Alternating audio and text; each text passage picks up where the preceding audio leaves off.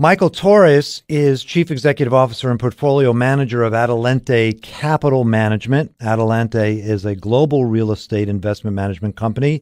And Mr. Torres also spent a lot of time years ago at Wilshire, where he created the Wilshire Real Estate Securities Index, which is widely recognized as the industry's performance benchmark. I've invited him today to talk about the state of the real estate market and his thoughts about where it's going. Michael Torres, welcome to the show. Great to be with you, Steve. Thank you.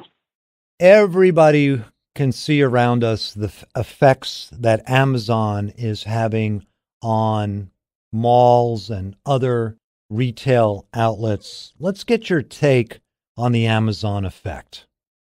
Yeah, one is we've actually overbuilt commercial real estate in retail in the country. Mm-hmm. And from over the last 20 years with Amazon, the adoption of the mobile phone, the smartphone reaching 10 years old, what we now see is the behavior of the customer is changing. If anything, the customer today knows more often than the clerk. I mean, we went through a period of showrooming, and now we're really seeing that a number of retailers really don't have a strategy to embrace the customer, despite this year being a year where we've had record bankruptcies and store closings. We've had lots of store openings as well. Okay. Like what? In what area have the store openings been? Well, you have some of the online stores, Warby Parker, et cetera, coming to the malls. Yeah. And so dominant retail locations are getting the online type of retailer that has to have a physical presence. Mm-hmm. This Amazon Whole Foods transaction is really a validation of that. They weren't buying the stores, they were buying the locations, the leaseholds, to get after customers. And so retail continues to be an evolutionary business. You think that the retail industry, let's say the malls and the mall operators and these bigger branded retailers, do you think they're changing with the wind here, or are they stuck perhaps just expecting these businesses to continue to throw off so much cash? And, kind of like the Kodak problem when they had the film and they were just earning so much from selling film and their cameras that they kind of missed the whole digital thing. How's the competitive landscape with mall retailers and owners? Well, I think, again, the behavior is people still want to physically see and touch things. Mm-hmm. We're getting much more comfortable with commoditizing parts of our lives. Yeah. So that's where Amazon can make it fulfilled, but there's still an experience. And I think part of the issue is, how does the retailer invite the customer back and have an engagement? That's where mobile will actually be, I think, useful over time, where you can be more efficient in getting to where you want to be and see the goods you want to see. But again, we're going through that ecosystem. I don't think it's the Kodak moment per se, but people have taken part of those profits and devoted it to e-commerce and technology at the expense of the store, the clerk, and the experience of the customer. Yeah. Because we've all been fighting for eyeballs. So that will change over time. A lot of these big malls have huge anchors like Sears and others. I think it's no secret that Sears is going through its own challenges and closing down stores around the country. And I think the average person thinks, the malls are really getting into trouble. I mean, why would I invest in a company that runs a mall? But I see in my area, and I don't think it's that different from around the country, is the malls are changing. Maybe the big box is going out, but there's gyms and restaurants moving in. What's going on there? I think the landlords are, again, trying to meet the market. So they're trying to identify the uses that basically the locality will want. Again, you mentioned a shopping mall. There's some densification where you're going to get housing on mall pads. You might remember a long time ago, Montgomery Ward's had a car service station there, tires, batteries, and auto. Yeah. And so we're going to bring other uses and densify. They'll be, little cities over time. All right. So you're not writing them off as an investment? Are you light in that area? Are you heavy? What are you thinking?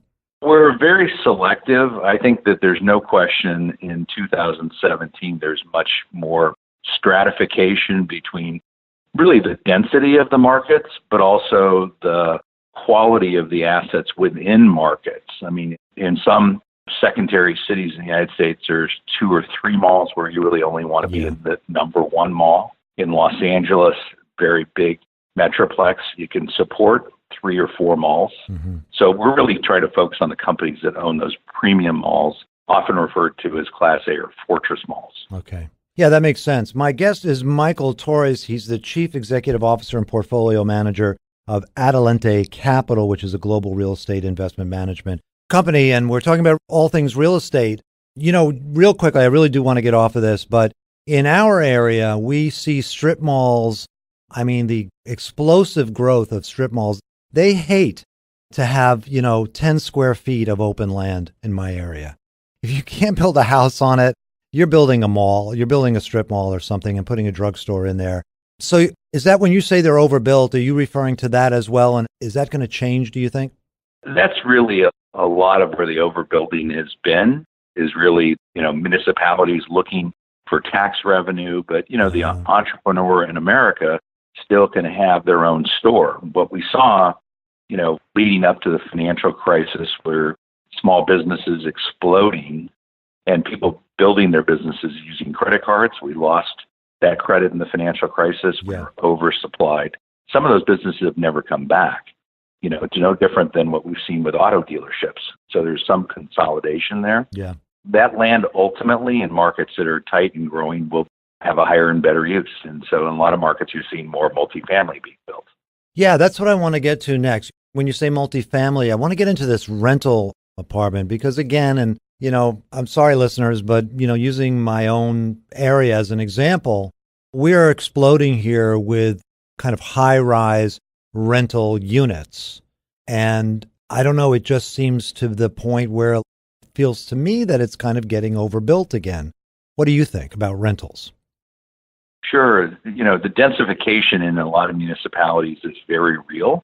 They want that to be able to support the growth. Supply actually keeps some of the rental pricing going up too fast, because in many markets, the land uses are prohibited, and that's why you're having continued land prices go up. What we've seen, part of the reason that you're going densification in apartments is because we've underbuilt starter homes, move-up homes, as ownership has gone down in America in the last 10 years. It's only recently started to pick back up. Yeah, I saw an article, I think it was in the New York Times, that millennials are starting to buy homes now as they're forming their families and they need more room. And it's sending, here's a quote, it's sent a chill through the rental markets. Is that overstating it? I think it's overstating it. I think the quiet little thing that's been happening in many urban markets around the country is that we've had a reasonably good building boom. You see that in the densification. Mm-hmm. As those are delivered, there's lots of options, and all of a sudden rents are kind of stable and not really going up. I don't think it's a complete chill per se. Okay. So single-family homes, we have a regular real estate segment with a local real estate agent. So we're really always talking about, single-family homes. And in our area, and I think around the country, there's very little inventory for sale, and that's constricting the market. And I asked the question, why aren't the builders out there just cranking it out if the secondary homes are not available? What's going on there? Well, part of it's land prices today, and they just don't pencil. The consumer has to get used to smaller units. Again, as we go to densification, we're going to be having smaller units in tighter proximity. So the kind of suburban single-family home, big tracts, that is changing, and that will be, for the millennials, they have to get accustomed to that. The other thing is, lending to what is still a manufacturing and speculative business is not completely opened up for the end buyer. And so, whether or not you have the down payment or that can qualify for the loan. And I think that's probably a little bit of a hangover from the financial crisis. So if I decided that I wanted to invest in real estate today, and I didn't necessarily want to go out and buy a property, but I wanted to buy stocks of companies that were invested in the real estate business, is it too late in many of these markets? because, we had the crisis in '05 and '06, and we've come back, and prices, as you just said, are higher. And maybe, I love the way you said, it doesn't pencil. I never heard that before. Yeah. Meaning the math doesn't really add up.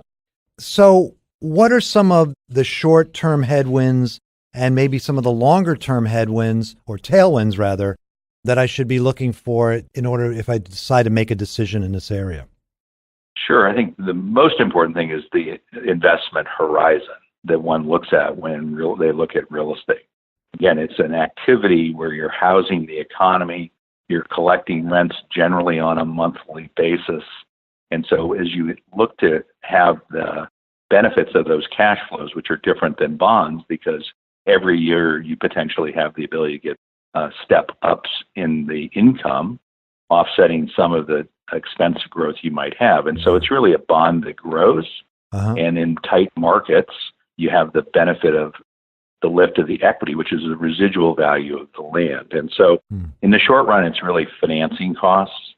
I think because we're at the tail end of this building boom, and as I mentioned, things don't pencil. In other words, the returns aren't quite there yet. You're going to see a deceleration of new supply, which benefits owners, and you can see rents lift.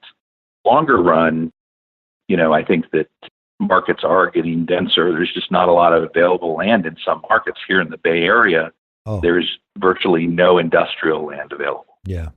Down here as well. Yeah. It's getting very limited as well down here. So you're saying future tight supply means rising prices, and a lot of it has to do with the cost of borrowing the money, which has really stayed relatively flat for so many years. I guess what could derail it is a significant rise in rates, borrowing costs. Well, that'll affect the existing owners, but if you're looking to deploy capital as rates are starting to rise, the companies you might invest in through the stock market are being repriced.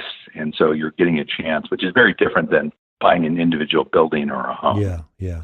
And so you're having the ability to kind of average in as basically the conditions change over time. And I think that's one of the true benefits of the listed market. What is a suitable time horizon for making a real estate investment? I think one has to look at this as really a kind of 5 to 7 year investment horizon. Okay. And I think that's probably one of the things that we don't talk too much about. And the idea is that if you do start, you may want to kind of average in over time if some of these headwinds that we speak about were to come about. The idea being what? That they can't create any more land? I guess unless you're China and you're building islands or something, but... Exactly. Yeah. Exactly. In many urban markets, we are having a shortage of land, and so we're going to have higher and better uses. With the companies, you actually have management teams that are incented and aligned with you to actually constantly look to improve their portfolios than being stuck on an individual building. I want to get to something new here. You had a hand in creating a new index, a new real estate index, and I'd like to hear a little bit about it. We just have a couple of minutes left. Yeah, sure, Steve. The U.S. listed market is now over $1 trillion, and we have 13 different property types. And what we are saying is that the core property, when people think of commercial real estate, it's office, industrial, multifamily, retail. But there's a whole new segment: cell towers, data centers, healthcare, storage. And we've divided the universe to look at the performance of these two universes of property types. And we're seeing, looking at a trailing 1 year, about 1,000 basis point difference between commercial real estate traditionally and the new next gen. Yeah. So in other words, it's not your father's real estate market anymore. It's not the sleepy, commercial office building and single family homes. Now you're talking about real estate. Why are cell towers real estate? A lot has to do with the land and the placement of the cell towers and the physics to move the signals. And so that's really, it's location.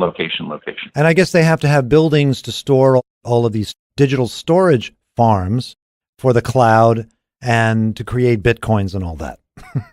Absolutely. The computer servers need to be housed, and more importantly, they need power and they need cooling. Interesting. Well, we are out of time. This is a fascinating talk about the real estate market. I hope I've opened up some of my listeners' minds, broadened their thinking with regards to real estate. It's like we said, it's not your parents' real estate market anymore. My guest is Michael Torres. He's the Chief Executive Officer and Portfolio Manager of Adelante Capital Management, which is a global real estate investment management company. And don't forget, if you want to hear this interview again and you want to get our weekly update as to what topics that we're discussing on our show, don't forget to come to stevepomeranz.com. Thanks, Michael. Great, Steve. Thank you.